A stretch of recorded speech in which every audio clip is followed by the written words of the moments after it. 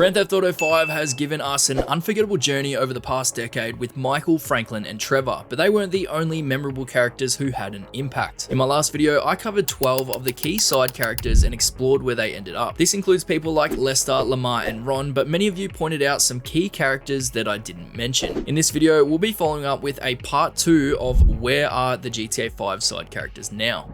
We'll begin with Tao Cheng and his translator, first appearing during a mission with Trevor where Ron had set up a business meeting at the Yellow Jack Inn for the Chengs to purchase goods from Trevor. Tao Cheng arrived high and wasn't taking the meeting very seriously, but reluctantly Trevor agreed to give them a tour of his base of operations. Upon arrival, Trevor's building was about to be attacked, so he shoves both Cheng and the translator into a freezer while he handles business. Once all the enemies had been cleared, the pair were let out of the freezer, and while Tao Cheng seemed to love the experience, his translator claimed that he had seen enough. During their second meeting, Tao Cheng's father, Wei Cheng, had decided to go a different direction, causing Trevor to lash out, slamming Tao Cheng's head against a post until the translator eventually confessed who he was working with. After Trevor takes out the competition, Tao Cheng's father tries to hunt Trevor down but ends up capturing Michael instead. After being freed by Franklin, the trio come up with a plan to take down everyone who was considered to be a threat, with Wei Cheng being one of them. When Franklin arrives, Tao Cheng is there with his father, and although he is killable, his death was not considered canon, as he is later seen in GTA Online with the Diamond Casino update. After the death of his father, his uncle, known as Mr. Cheng, becomes the head of the family but still has Tao representing the Los Santos Triads. By 2019, the family had borrowed money from Avery Duggan, allowing them to renovate and open the Diamond Casino and Resort, making Tao Cheng the official owner of the casino. However, he plays no part in actually managing it. Just like his appearances in story mode, Tao Cheng doesn't take anything seriously and brushes off the debt that he owes to the Duggans. Because of this, Avery Duggan wants to completely take over and use the land for other purposes. As tensions rise, Tao Cheng is nowhere to be seen. It's said that he went on a trip to the desert to meet with a dealer, which is heavily implied to be Trevor, and eventually gets kidnapped by the Lost MC. Anyways, the translator and Georgina ask that we go and rescue Tao Cheng, as they need him to try and calm things between them and the Duggans. Prior to the meeting, Tao Cheng started taking on Brucey Kibbutz as a personal trainer, which completely changed his demeanor, making him a much more hot-headed and aggressive person. Eventually, Tao Cheng agrees to meet face-to-face with the Duggans, but due to Tao being heavily juiced up on bullshark testosterone, Georgina and the translator ask us to join just in case any issues arise, as this is meant to be a peaceful meeting to resolve their ongoing conflict. During the meeting, Avery Duggan says that he wants to buy the casino but gets told that it's not for sale. It escalates to a point where Tao pulls out a gun and it erupts into a shootout, which leads to a war between the Cheng and Duggan families. The Duggans began an attack on the casino, which left Mr. Cheng no choice but to sell the casino to the Duggans. And just as they were packing their things, Avery's nephew Thornton Duggan arrives at the casino to ask us to kill his uncle, which would make him the head of the family, and in return he would let everyone keep their jobs. This is the last time we would see both Tao Cheng and his translator, as it was mentioned that they were on a flight heading back to China. Next up, we have Chef. Chef is a business associate and an employee of Trevor Phillips Industries, serving as the head manufacturer of their meth production, which is how he earned the nickname Chef. Throughout the story, Chef can be seen working out and defending the Liquor Ace building in Sandy Shores, and as the story progresses, he becomes available as a gunman for the Polito Score and the Big Score heists. Chef has appeared multiple times throughout GTA Online, both before and after the events of GTA 5's story. In the before, he's seen in a couple small contact missions for Gerald and Ron, one where you steal an RV from Liquor Ace and the other where you deliver an RV to Chef. Chef goes on to appear again in GTA Online, this time after the events of story mode, but his appearances are quite lackluster. The first appearance is during the Los Santos Tuners DLC, which again involves a player delivering a tanker to him at the end of a mission. Unfortunately, Chef doesn't share any dialogue this time around. This is the first time we see Chef after Trevor took off, showing that he is still getting around without the support of Trevor Phillips Industries. The next time we see Chef is during the Los Santos Drug Wars DLC, which might actually be the downfall of Chef. In the opening cutscene, we visit the Liquor Ace after it had been taken over by the Fooligans. This is where we see Chef passed out after taking a large number of drugs. Obviously, times have changed, because back in the day, if someone tried to take over the store, Chef was usually there to defend it. But this time around, it seems that he's given up, and it ends with Ron helping him up from the chair before leaving the store. Coming up next, we have Paige Harris. Her first chronological appearance is during the Fleecer job in the GTA Online heist update. Lester contacts her during the scope out setup mission, asking her to gather some equipment and meet us at the Darnell Bros garment factory. Once they arrive, they all hop into the same car and head to the player's apartment to begin setting up the heist. After that, she seen again at the end of the setup missions collecting deliveries from the player for both the Fleecer and Pacific Standard jobs. Her next appearance is during the events of Story Mode, where she can be selected as a hacker for several heists, excluding the Polito Score and Blitz play. But then in 2018, with the After Hours DLC, Paige seems to have cut ties with Lester and enters a business partnership with the player. Paige ends up building a custom terabyte for our online protagonist, which can be used to access client jobs that Paige operates herself. A year later, with the Diamond Casino heist update, Paige returns and is available as a heist crew member only if the player owns a terabyte. Then with the Cayo Perico heist, Paige returns once again, but this time would be the last. Paige is available as a support crew member and costs us an upfront payment of 25 grand, providing the player owns the terabyte. Unfortunately, Paige doesn't make a physical appearance and doesn't share any dialogue. Instead, she's only shown on the setup screen, offering us a recon drone to use during the heist. And since then, she only communicates to the player over the phone, speaking from an unknown location. Up next, we have Dr. Friedlander, initially appearing in the first mission after the prologue, with Michael DeSanta complaining about his life. Dr. Friedlander was always more interested in cashing checks than actually offering Michael any solid advice. Throughout the story, Michael has several sessions with Dr. Friedlander, but the final one is where things start to shake up. Dr. Friedlander tells Michael that he's going to have to find a new therapist and that he has plans on leaving town after being offered his own TV show. Given the sensitive nature of what Michael has shared with him, the implication that Michael's case would be used on his show angers Michael, leading to him getting chased out of the building. When Michael gets outside, you're given the option to kill him or let him go. Most people would naturally choose to take him out, but it was later revealed that killing him was not canon, and therefore Dr. Friedlander goes on to become a TV and radio star, profiting off of Michael's story. Then a decade later, in 2023, Friedlander stepped away from TV and radio to start up his own business with Fried Mind Pharmaceutical Corporation. Friedlander needed someone who possessed a certain PhD to help create a stronger hallucinogen drug that can be used in his psychedelic assisted therapy business. There are only 3 people in the world who have the experience that Dr. Friedlander requires, and one of them is Labrat. He hires mercenaries to carry out a raid on the Fulligan's freak shop and successfully kidnaps Labrat. After tracking Labrat down, Friedlander appears, but he claims that Labrat's mind was too far gone, and instead he wants to take the online protagonist with him to South America before cutting the lights and fleeing the scene. Shortly after, we managed to track down Dr. Friedlander at a rehab center where he was testing his new drug. Upon arrival, we are met with these mercenaries again, and once they're cleared out, we try and break through the door, but it opens with a small explosion and a blue gas that immediately begins to affect our player. Due to this, Dr. Friedlander manages to escape once again. Later on, Dax captures and tortures one of the mercenaries, forcing him to spill information on Dr. Friedlander's whereabouts. He tells Dax that he is at LSIA, preparing to take off and relocate his new product to South America. By the time we get to the airport, their plane is already airborne, so the only way to intercept it is by crashing our plane into their cargo hold, just like Trevor did in the mission Minor Turbulence. After successfully securing the plane, Dr. Friedlander climbs out of one of the cargo boxes that he had been hiding in during the attack, and for the 3rd time, he manages to evade the online protagonist by parachuting out of the plane, never to be seen again. Next up, we have Jimmy Boston. Jimmy is a member of the Epsilon program and a well-known celebrity, with him being mentioned in the Ballad of Gay Tony and even having his own star on the Vinewood Walk of Fame. Jimmy appears on the radio in GTA 5, but his first physical appearance is during the Epsilon Strangers and Freaks mission Chasing the Truth. Jimmy hands Michael a digiscanner and sends him on his way to find alien artifacts as a part of his onboarding process. His final appearance in story mode is during the mission Exercising the Truth, where he gives Michael his final test that he must accomplish before joining the Epsilon program. The next time we would see Jimmy Boston wouldn't be until 2018 with the After Hours DLC, appearing as a celebrity guest at the online protagonist nightclub. But in 2021, Jimmy returns once again in the Contract DLC with the Short Trips missions. Jimmy Boston and Monty Allen set up a business meeting with Lamar Davis to try and get their foot in the cannabis industry. Lamar agreed to meet with them as he was seeking a celebrity investor to endorse his business. Unfortunately for Lamar, Jimmy had instead planned to completely rebrand LD Organics to Boston Bakes. Obviously, this is not the direction Lamar wanted to go, but before the meeting could progress any further, they got interrupted by Vargo's gang members, forcing Jimmy and Marnie to flee the scene. This is the last time that we would see Jimmy Boston, so it's unconfirmed on what his next venture would be. Moving on to Maude Eccles. In 2013, Maude would provide Trevor with up to 4 bounty targets for him to track down and bring to her for a payment. After completing all the targets, Maude tells Trevor her dream of having a garden with a white picket fence, a husband, and a dog named Skip. She also says to Trevor that she'll no longer contact him as she is officially retiring. A few years later, in 2018, Maude decided to put her dreams aside to reignite her passion for justice, and she contacts the online protagonist offering us bounty hunting missions via text. Then in 2024, Maude founded the Bottom Dollar Bail Enforcement Agency alongside her daughter Jeanette, but ends up selling the business to the player. It's unclear if Maude ever got the white picket fence and a dog named Skip, but we do know that she ended up getting married to a character named Murph. Murph works at the Los Santos County Coroner's Office and plays a small part in the business by taking on the corpses of bounties if we fail to capture them alive. Maude only appears during the introductory cutscene, but given that she sold the business to our online protagonist and has Jeanette do all the assistant work, I think it's safe to assume that she may have retired for good this time around. Next up, we have the Sasquatch Hunter Tanner. Tanner appears after 100% completing the game, only being available to Franklin. You can find him in the Chiliad Mountain State Wilderness searching for the Sasquatch. He ends up convincing Franklin to join the search, claiming that he's been on its tail for 8 years. However, it only took Franklin a couple minutes to track it down, only to reveal that it was a man in a costume. After this encounter, the Sasquatch Hunter was nowhere to be seen, probably questioning his existence after realizing his life's work was a lie. That was until over a decade later when the online protagonist received a message from Tanner asking if you're a hunter because he needs your help tracking down a new beast that would eventually be revealed to be the Yeti. This is the last time we hear from Tanner, but it was also the first time we got to learn his name. During the story, he's only referred to as the Sasquatch Hunter. Regardless, this was Tanner's final appearance and it's unknown what he's doing now, but I assume that considering we were the ones to find the Yeti he was looking for, he's probably still out there searching for his next big find. The next character is Solomon Richards. Solomon is a successful Vinewood film producer and the owner of Richard Majestic Productions. After coming into contact with Michael DeSanta, he has him help with the production of his final film, Meltdown. Solomon explains that his lead actor and director had both walked off the project after being lured away by Rocco Pelosi, a former gangster turned talent manager. Rocco is now demanding a payout from Solomon to release them back into production. At Solomon's request, Michael confronts Rocco, beats him down and sends him a message, then intimidates the actor and director into returning to complete the film. Solomon ended up thanking him by adding his name on the film as an associate producer. Solomon eventually manages to complete the film, but the project's investor Devin Weston decided to betray Solomon by shutting the studio down, and his assistant Molly takes the film reel with plans to destroy the only copy. Michael chases after Molly and it ends with her being sucked into the engine of a plane, but Michael gets his hands on the reel. Shortly after, Solomon calls to tell him that that wasn't the only copy and that he had digital backups. The movie goes on to premiere at the Oriental Theatre and becomes the biggest box office hit of Solomon's career despite the mixed reviews. Years later in 2020, Solomon contacts our online protagonist informing us that there's been a robbery at his studio and he needs our help recovering the stolen movie props. After recovering all 10 items, Solomon sends us a text telling us that he left a gift upstairs in his office. It's unclear if Solomon went through with his plans of retirement after the success of Meltdown, considering he's still involved in the business, but what we do know through a promotional screenshot is that sometime after the events of GTA 5, Solomon ended up getting married, as he's seen wearing a wedding ring which was not shown in the story mode. Either that or he just didn't wear his ring back then. Moving on to our next character, Hao. Hao used to be a mechanic at the Los Santos Customs down near the airport, and when he's not working on cars at the shop, he can be spotted across the city taking part in a series of street races. Then in 2021, Hao appears in the Los Santos Tuners DLC, introducing the player to the LS car meet. This is where he would basically live from now on, attending meets and looking at the cars. Occasionally, his orange penumbra from the story mode can be spotted inside of the car meet. A year later, Hao sets up his own modification shop inside of the LS car meet called Hao's Special Works, or HSW for short. To gain some attention, he asked the player to help promote his new mod shop by racing in a Turismo Classic that he modified himself. In return, he offers the player a complimentary HSW upgrade at his shop. Hao also briefly appears in 2023 with the Chop Shop DLC, disarming a bomb that was fitted to a vehicle for our online protagonist. Hao remains in Los Santos as a key figure in the car scene and the proud owner of Hao's Special Works. And finally, for our last character, we have Oscar Guzman. During the story, Oscar is a friend of Trevor's and has even done business with him in the past. After Trevor purchased the Mackenzie Field hangar, both he and Oscar team up and continue their trafficking business together. Oscar acts as the man in the chair, setting up the deals for Trevor to go out and deliver by air and on the ground. Then in 2025, the Mackenzie Field hangar went on the market after Mazebank foreclosures gave up on sending debt collectors to the previous owner, as they would be brutally murdered every time. Upon purchasing, Oscar Guzman shows up and gives the player a quick walkthrough of the hangar, and the pair team up just like Trevor and Oscar did back in the day. They would carry out their operations with Oscar over the comms and the player out doing the runs. After making their first first delivery, the buyer gets taken out by a Titan, later finding out that it belonged to Eberhard Munitions, a company that planned on taking control of all arms sales in the area. Not willing to back down, Oscar comes up with a plan to steal the gunship and weaken their forces. After some preparation, both Oscar and the player manage to force the Titan out of the sky, allowing the player to repair the engine and claim the aircraft as their own. Using it to their advantage, they get revenge on Eberhard by destroying several assets across the map, crippling their operations.